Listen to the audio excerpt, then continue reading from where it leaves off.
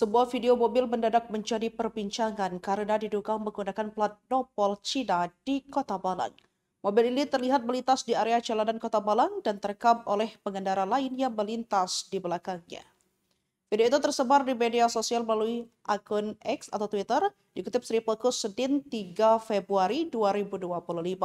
Pada video yang diunggah oleh akun tersebut tampak sebuah Honda Jazz menggunakan plat bukan layaknya di Indonesia, melainkan huruf luar negeri.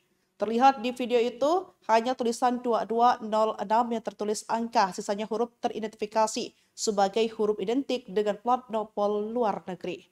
Namun si pengunggah justru menampik bahwa mobil tersebut bukanlah menggunakan plat nomor Cina melainkan Jepang. Lebih lanjut, Kasat Lantas Polresta Malang Kota Kompol Agung Fitriansyah menyatakan, pihak Satlantas Polresta Malang Kota sedang menelusuri keberadaan video viral mobil dengan plat nomor luar negeri. Video itu hingga Senin 3 Februari 2025 sudah dilihat sebanyak 27.000 dan diunggah ulang lebih dari 100 akun warganet. Beberapa warganet juga bereaksi dengan kemunculan video mobil yang diduga menggunakan plat nopol luar negeri.